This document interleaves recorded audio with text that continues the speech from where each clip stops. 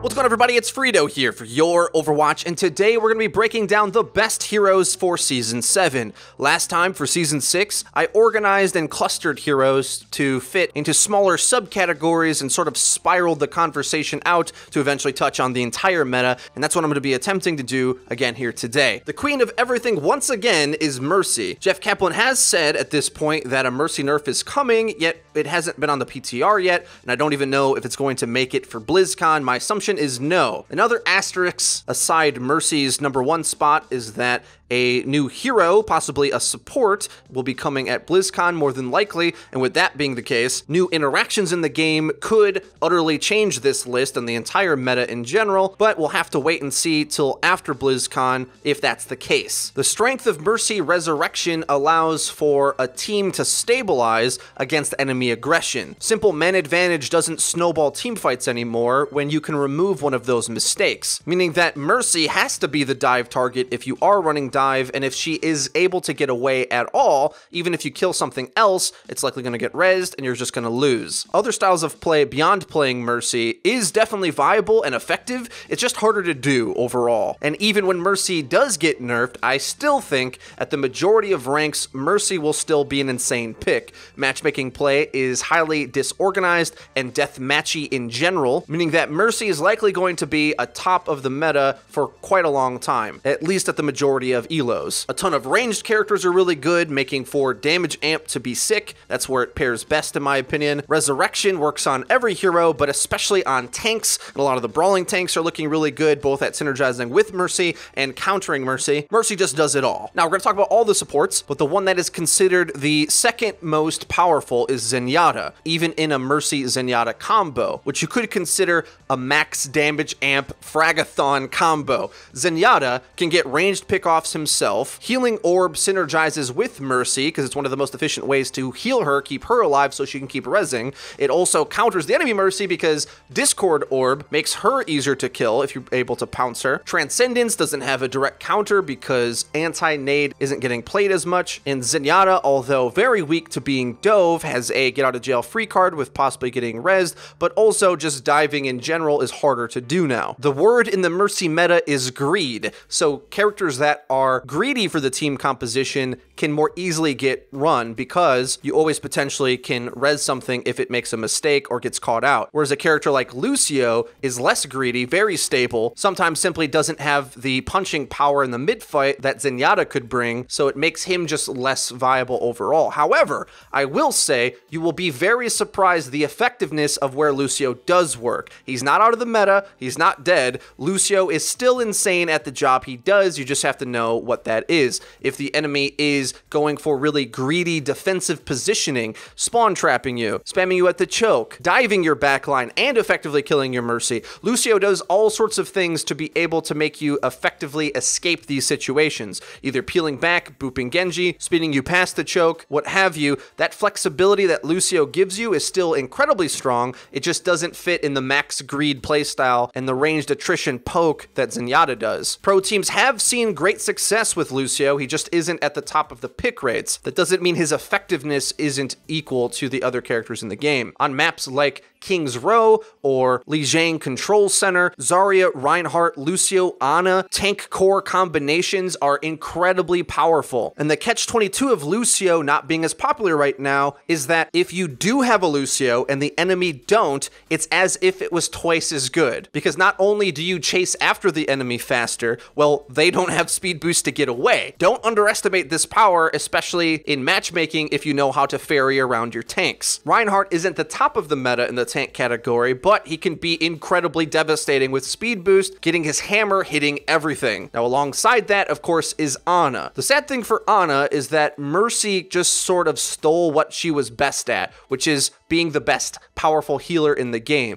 because the threat of death just isn't as bad because you could potentially get rezzed. So playing at more scary health values when you're at chip health doesn't feel as big of a risk because you possibly could get rezzed, and that's a big burst of health anyway. So that's not really where Ana shines, although in the triple tank Brawly Zarya Rein combo, the healing does come into effect, but more so I would say Ana can be useful for her offensive playstyle, actually, not just her supportive attributes, because the healing isn't really the point. Anti-healing on Roadhog or sleep darting to make a shutdown play either on a tank or on a key DPS player still wins fights outright. Still really powerful mid-fight abilities, just not as directly, obviously, able to be capitalized on as Resurrect, which is just a one-button instant major value, whereas these other abilities need to be synergized with to get actualized. But the one major benefit that I think Ana has is nanoboost, because combining with certain DPS ultimates, and sometimes even just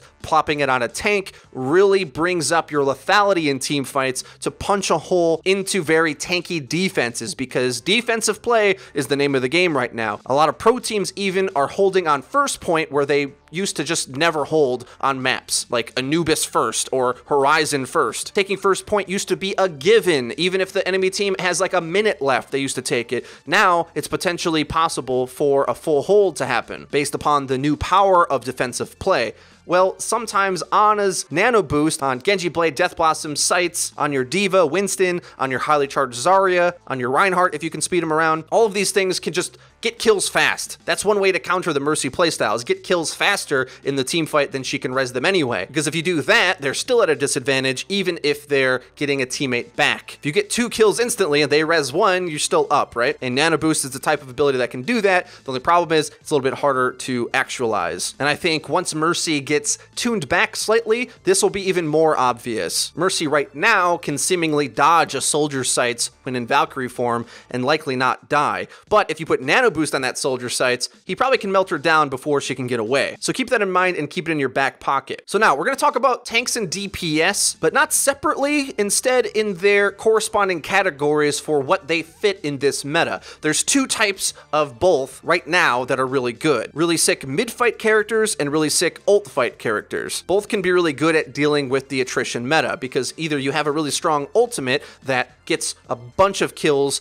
in one go, even if you have to save up to do so, and that outweighs Mercy Res, or you have really powerful mid-fight capabilities where you just get mid-fight kills so efficiently that you outweigh the enemy's ability to res it that way. So that being the case, let's start with the tanks. You may have seen that Diva Roadhog was getting picked at APAC as a tank combo. Minimalistic tanking, no shields. Just a little bit of defense matrix to potentially block some damage, and the reason why this is picked is, of course, we are in a greed meta. If you can get away with having tons of offense, you're just gonna go for it. This definitely has some severe weaknesses. I would say Zarya Rein kind of just counters it directly, but if the map's too difficult to run that in a wide open fraggy playstyle, both Roadhog and Diva look insane, and here's the reason why. Roadhog fits into the poster boy for the best case scenario for a Mercy meta pick. He both counters Mercy and synergizes with Mercy, and that's the key. Because Mercy has to swoop down to res her friendly target,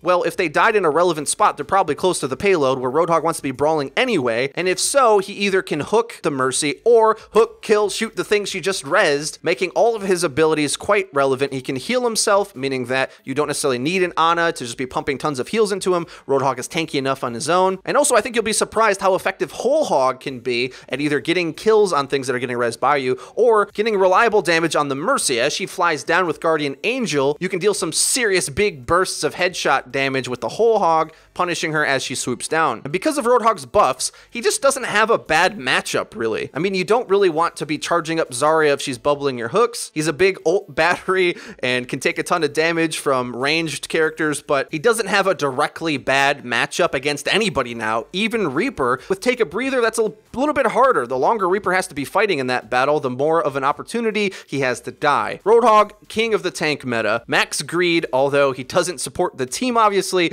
he's just a deathmatch deathmatch brawler, but we're in a deathmatch brawling meta. The second up is going to be D.Va, who although doesn't really synergize with Mercy too well, she plays at distances where Mercy isn't going to be damage amping, and also resing the D.Va is horrifically inefficient, not really good for a res target, so you don't want to be losing mech very often. However, what she is insane at, and I can't stress this enough, she's one of the best heroes in the entire game at killing Mercy. Because Mercy can fly up in the skybox, outside of the effective range of most heroes, almost nobody can touch Mercy in Valkyrie form, and even just normal Mercy sometimes her movement is so good. D.Va has the reliable hit scan damage as well as the burst to go hunt Mercy down. Ultimates and spam are quite scary too. Defense Matrix is just as good as ever at stopping those in bursts. She can't deny all the damage like she could before, but still make massive impact plays, but her newfound home is in hunting down Mercy. So every character I've just mentioned are basically in the core top tier best heroes list that are going to fit in the majority of situations. However, the truth is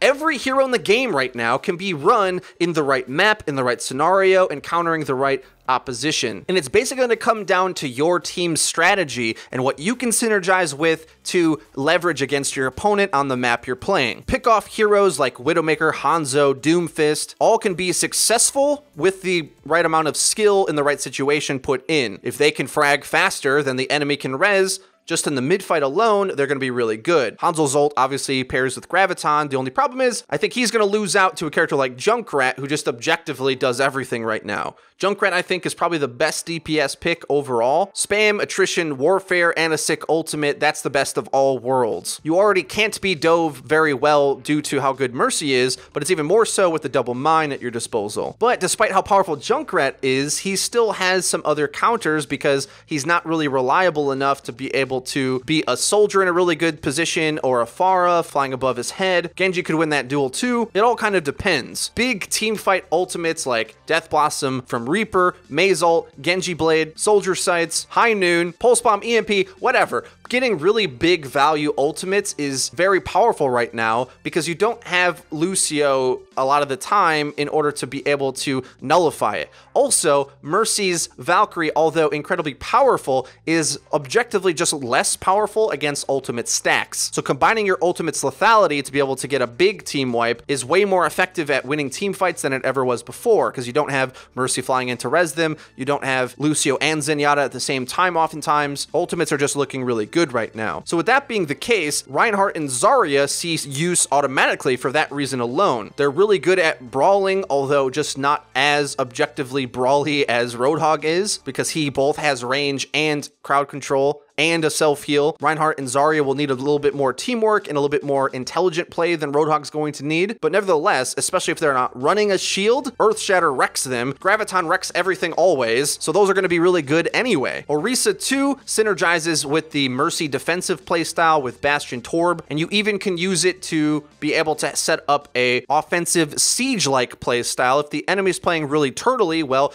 you can play a sort of set up your own little turtley base team comp where you take ground you like and just attrition them from there. Setting up Orisa on the high ground somewhere, especially on like Horizon B, if you can win that ground, pop down Bongo in a place where they can't get to, it's sort of like a free win button. That's all going to depend, and I'd have to make a lot of different videos breaking down the different maps and different heroes that are good. It all depends on the maps really, and the objective that you're looking to go for. Beyond Mercy being the top and kind of dictating everything, it's surprising that somehow the majority of the game is still really good in terms of its effectiveness, and all the intricate counterplay that we've been learning about Overwatch is really in place right now, because although there are some constants, with Mercy likely being in every game, the variables are far and wide and depend heavily on map selection and team composition as well as countering the enemy. So good luck in Season 7. We're likely going to see some big changes around BlizzCon, and even then there might be a bit of delay before the PTR patch with the new hero comes out, so we're going to be having this Season 7 meta for quite a bit, so it's best for you guys to at least get the most out of it while you're playing it before we get a big meta shift coming up soon. If you enjoyed the video and you found it useful, please leave a like. It really does help us out and lets us know that you're enjoying the content. If you haven't already, please subscribe because we upload each and every day, so you're going to want to hit the bell icon so that you get notified when our videos go live. Link in the description is our Twitter, where we tweet out news, updates, and dank memes, as well as, since we're going to be at BlizzCon, announcements about meetups and other cool things that we'll be doing there. That's been it for me. I've been Frito for your Overwatch. I'll see you guys next time.